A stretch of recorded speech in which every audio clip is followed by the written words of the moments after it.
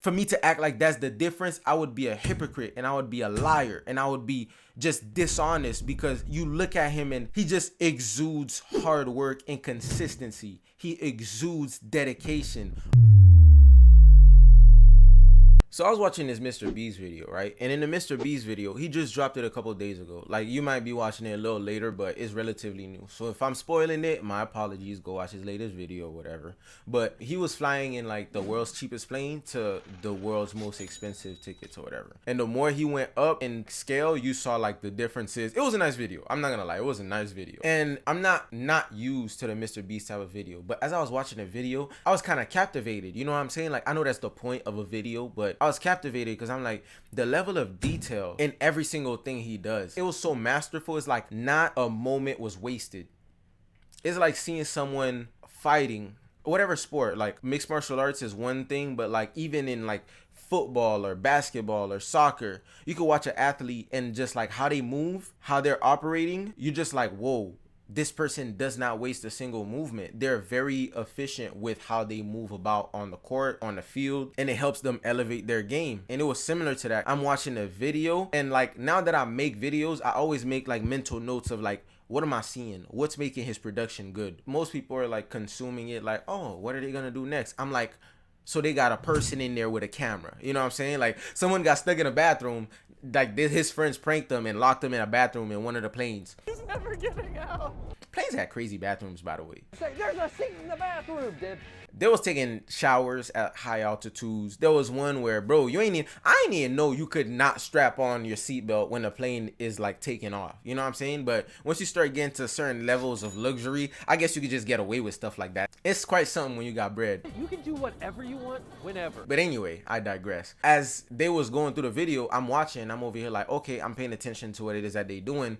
And I'm just like, wow, the level of care that goes through all of this. Even the ad placement, he was integrating the ad into the video in a way where it fits so seamlessly.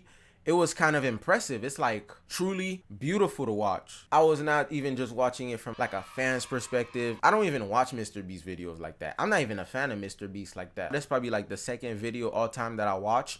And on both times, I was impressed of the level of production quality, because this could legitimately be a television show. And also, as I'm watching it, I'm just like, bro, everything is so purposeful. Everything is so well timed. The music, the action, the level of thought that goes into the entire video is not just like, oh, you know, cheapest plane to the most expensive planes. There's like little ins and outs to it. He's mastered the art of, oh wait, there's more. That's like a good thing for your video or for whatever it is that you're offering. If you're selling a product, it's like this and that, you get this and that, but wait, there's more. You know what I'm saying? But like for him, oh, this is the video, but wait, there's more. And there's this thing in the video, but wait, there's more. And then there's this thing in the video, but wait, there's more. And it's like, bro, he just kept upping the ante, and every time he did it, it didn't feel like redundant. It didn't feel generic. I mean, I haven't watched most of his content, so the redundant part I wouldn't necessarily know, but it just worked. It worked, and it all seemed purposeful. And even to the point where, like in the ad placement, the way he left the link for the ad placement made you want to go use the link, because he was like, if you want to work with me or for me, you can go to this link. ZipRecruiter. Back after these words from our sponsors. This is not sponsored. This is not an ad. But the way he did the ad placement made you be like, maybe I might use his referral link, because I'm no pro editor, but I'd like to edit for Mr. Beast. You edited for Mr. Beast, your bag is set. So I was like, I could definitely do that. You know what I'm saying? But like, it's just everything that he does. It's so purposeful. It's so good. And I remember like hearing this story about how Mr. Beast like got really good, or, you know, became a beast. I know, corny joke, whatever. But how he became really good at YouTube, he spent forever, him and his friends, like just studying the algorithm, studying YouTube, looking at what works, looking at what doesn't, and just spent hours and hours and hours on end perfecting his craft. And he got so good at it to the point where now, you know, on the back end of all that work, whatever he drops is a hit. The video, when I watched it, was 3 days old. It had 72 million views. Like, it was astonishing. It was insane how much views. Like, it's not just the views. It's one thing if you get people to pull up and look, but I'm watching it and I'm like, this could be on TV. I just don't want to understate the level of excellence that he strives for in all the videos I've seen, but just in general. Because, like, if you do anything that's worth anything, you understand how hard it is to be good. You know, it's hard to be good at anything. It's hard to be really good at anything. The best football players understand that, hey, there are people who are incredibly good at this who are not in the NFL like I am. Maybe I might have, got an opportunity that they didn't get. Maybe this, maybe that. But those are like things like sports. There's a cap to how many people could be there. There's endless amount of creators. YouTube's not going to stop you from making an account. He had to earn being there. And he didn't earn being there by being a one-hit wonder. Every time he makes a video, yes, and he uses everything that works and then he adds to it. He takes everything that doesn't work and reworks it in a way where it works. Like, why didn't this work? Okay, let's do it this way. And just looking at it, I had just this awe. I had this level of respect. Like, I was just absolutely floored at how excellent all of it was. And I really feel like that's a lost art nowadays. People just don't strive to be excellent anymore. I hate mediocrity. Like, when it comes to me, I hate having my name attached to anything that's mediocre. That's not to say that sometimes I don't turn out mediocre work, but I don't thoroughly enjoy. Like, I'm not as like whatever. Like, it's there. Like, no, like, that's my name attached to that piece of intellectual property. You know what I'm saying? Like, I don't always have the drive to do it as perfectly as I could, or I don't always have the know-it-all or the wherewithal to get it to that level of excellence, but that drive is in me. And there's been times where it's been buried, but I just appreciate it so much, especially when I get to see it firsthand. And that's one of the times when you see someone in their element, it just humbles you. It's like, yo, you looking at this finished product and you think to yourself, there's no way this person could have got there except through hard work and dedication. They spent hours and hours and hours and hours on perfecting what it is that they're good at, that they have a talent at. And now they're at the point where it's incredible. And you know what's crazy? They still don't stop. Like, someone being great is one thing, but when they're elite and they don't stop, like, they don't take it for granted, bro, like, it's got to be one of the most humbling feelings in the world, bro. Because, like, look at this person who has all the talent, all the gift, and they're not wasting it. They're doing what God has ordained you to do, because God, it's in the Bible. You shall do everything. Whatever work you're doing, you shall do it as if you were doing the Lord's work. The Lord's work. Like, you're not doing it for some random person. The Lord, like, bro, he created the universe, bro. You realize if one thing was wrong with the universe, nothing would make sense. Like, everything would be out of whack. It's a fact. It's a fact. The difference, okay? The difference between everything being as excellent as could be and everything being a disaster is so marginal that if you just move the earth a little bit closer to the sun, it would burn to death. Or if you moved it a little bit further, I'm talking about the tiniest margins, okay, it would freeze to death. That's how perfectly crafted the Lord made this world. And so you look at other people who have certain talents and they don't take it for granted. They don't take it for like, oh, I'm good enough here, I'm gonna plateau here, I'm not gonna try to get better. I admire that to an incredible degree, and that's why people respect someone like Kobe Bryant. When Kobe died, I was torn. And you know what's the craziest part? I was never a Kobe fan. I never cheered for Kobe. Like, I didn't hate him. I was indifferent. I came to the United States in 2010. Most of Kobe's career already happened. Granted, from that point forward, I saw a good bit of Kobe to be like, oh, this dude is mean. This dude really, who is that guy? Somebody, like, I don't know if y'all figured this out, but someone should probably guard that guy. You know what I'm saying? Like I know, it's cold, but like seeing how he would work people, I'm like, bro, this dude's a monster. Like, LeBron is great, right? But he's got something that is unique to him. That Mamba mentality, bro, it's insane to see. But you know what made it so great? The fact that he never settled for just good enough. When Kobe died, I was in disbelief. It had to be an aberration. It had to be a typo. It had to be a mistake.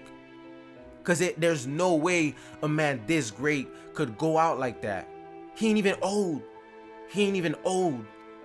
And I don't know what it is in me. I was never a Laker fan. I was never a Kobe super fan. I didn't watch a ton of his games. I didn't go on my computer and look up Kobe Bryant highlights. And when it set in, I cried. Because I was like, wow. Like, I can't believe it. And it was on two parts. It was partly, yes, we lost someone, and it's always sad to have a loss, but it was also, out of anyone in this world, before it should have been him, it should have been me. Because I look at this dude and I'm like, this is everything that I said about Mr. Beast, where it's like Kobe, the love that he has for his craft, the level of detail that he goes into to make sure that he is the best possible version of himself when he steps onto that NBA court. Just looking at him move, I'm like, bro, like, that's insane. But it did not happen like that. The amount of work he had to put for an extended period of time for him to get to that level of excellence must not be understated. And that's when you see the final product, you just have nothing but humility, because it's like, who am I? You know what I'm saying? And God made us all even. We're all equally valuable to him and his kingdom. But before Kobe, and looking at everything he did, I want to be a basketball player. I don't think I put 1/500th of the effort that Kobe put into being a basketball player. Is he taller than me? Sure. Did he have coaches helping him get there more so than I did? Yeah. Did he have certain training things and benefits his advantage? Yeah. But for me to act like that's the difference, I would be a hypocrite, and I would be a liar, and I would be just dishonest, because you look at him and he just exudes hard work and consistency. He exudes dedication. All of the things that I didn't have, that was him. And that's why he was an NBA Hall of Famer, a legend, an absolute monster of a player. And now he was gone. And here I was, you know, hoop dreams or whatever. And I was still alive while he was dead. But he embodied everything that I should be, and I wasn't. He embodied every characteristic of what it would take to truly accomplish greatness, like I claimed I wanted to have. He was earning his keep. If it was for merits, that's what kept us on this earth. He was earning his keep eons more than I was. Way more than I was. And I wasn't doing even half of that. But somehow he got taken away from us before I did. But it's things like that. It's moments like that where I realize just my sheer appreciation for excellence and the people who can do that. Because honestly, if you look at someone like Mr. Beast, you look at someone like Kobe, even this other YouTuber who makes video essays, Emperor Lemon. Bro, do you know how, like, I witnessed their stuff. Like, Emperor Lemon is one dude I am a fan of, and I watch his stuff and I'm in awe. Like, he's so incredibly good at what he does. And if, like I said, if you do anything worth anything, you understand just how much time he had to put in to get to that level of good. You get that. And like, it just lights this indomitable fire in you to be like, bro, I must be like that. I have such a high level of respect for Kobe, RIP him, for Mr. Beast, for Emperor Lemon, because you see that they just, not only do they have the talent, they work on that talent and craft. And not only do they work on that craft, they make sure they excel at it. Like, that's how we all should strive to be. Like, we should be excellent. And there's a certain level of fire that just raises in me to just be better.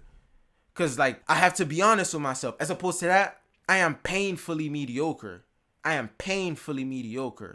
Okay? So when I look at those people and like I look at everything that they do to be to that level and not even just stop there, what are you doing? They where a lot of people would hope to be. And even then, even LeBron, you see them stopping?